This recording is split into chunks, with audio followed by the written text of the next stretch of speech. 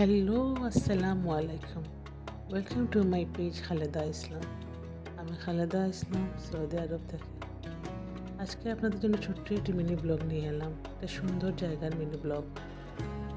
এই তো দেখতে দেখতে 8টি রোজা চলে গেল। সবাইকে রামাদান কারিম। আজকে ইফতার পরে তেরাবির নামাজ শেষে হাজব্যান্ড ওয়াইফ চলে গেলাম ঘুরতে।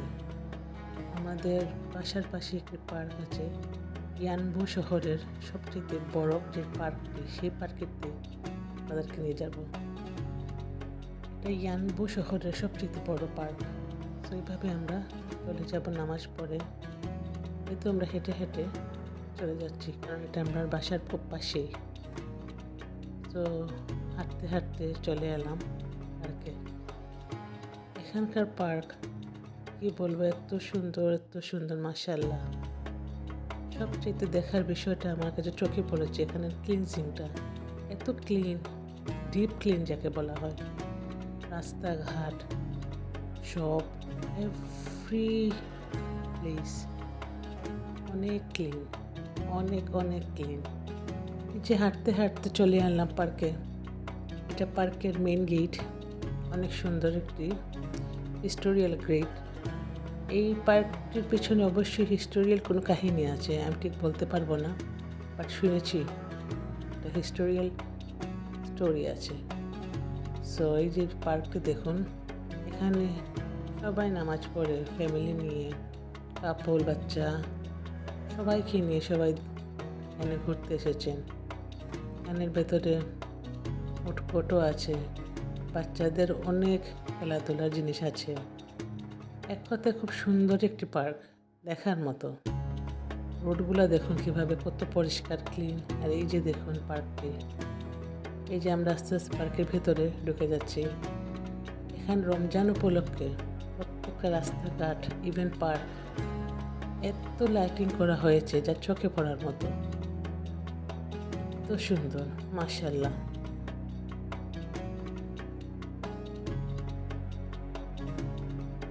এই যে আমরা আস্তে আস্তে ভিতরে চলে যাচ্ছি। এখানে বাচ্চাদের অ্যাক্টিভিটি অনেক গেম আছে। এই যে দেখুন ফুডকোর্ট, এক সাইড দিয়ে অনেক লম্বা ফুডকোর্ট প্লাস বসার জায়গা, বাট খাবার দাবার প্রাইস অনেক হাই। এই যে দেখুন দ্য হিস্টোরিয়াল ইয়ানবু। এখানে হিস্টোরি আছে ইয়ানবুর, এটা আমি জানতে পারিনি কি।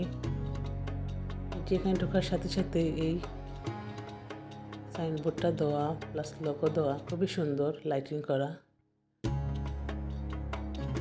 চারিদিকে এত সুন্দর।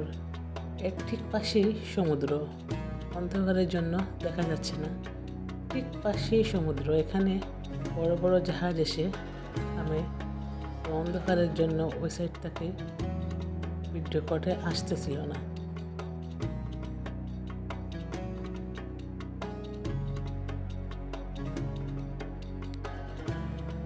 কাঁটা তারের বেড়ি দিয়ে এক সাইড তারা বন্ধ করে রেখেছে। এখানে সমুদ্র, এখানে বড় বড় জাহাজ আসে। প্রত্যেকটি খেজুরের গাছে দেখুন কীভাবে লাইটিং করা। সবাই এভাবে বসে আছে। মাঠে বসারও জায়গা আছে। অনেক ভালো লাগলো, অনেক ক্লিন একটি পার্ক। প্লাস ফ্যামিলি, সব ফ্যামিলি আছে এখানে।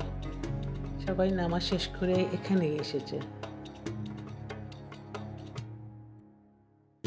এই যে দেখুন অনেকগুলো শপ প্লাস ফুড কোর্ট, অনেকগুলি।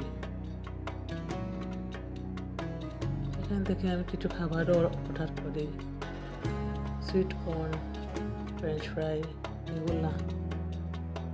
এই যে দেখুন এখানে বসার জায়গা। প্রত্যেকটি ফুড কোর্টের একটি আলাদা আলাদা প্লেস আছে, আমাদের বাংলাদেশের মতো না।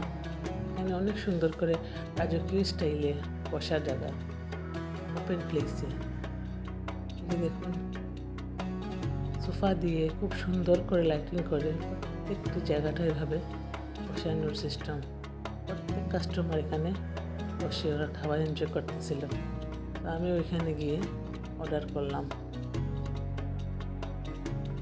চারিদিকে শুধু রাজকীয় স্টাইল, অনেক লাইটিংয়ের জন্য ভিডিওতে ঠিক মতো পরিষ্কার হইতেছে না।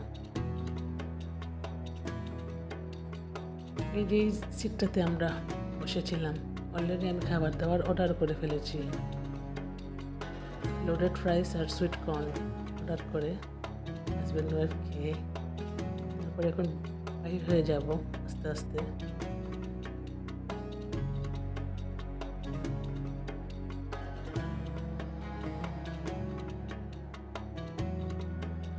সি ফুডও আছে, অনেক স্টল, অনেক ফুড কোর্ট। আমি দেখি অবাক গেলাম, এখানে সি ফুডও আছে। অর্ডার করলে আপনার সামনে লাইভ রান্না করে দেবে। এই যে আমরা আস্তে আস্তে এখন বের হয়ে যাব।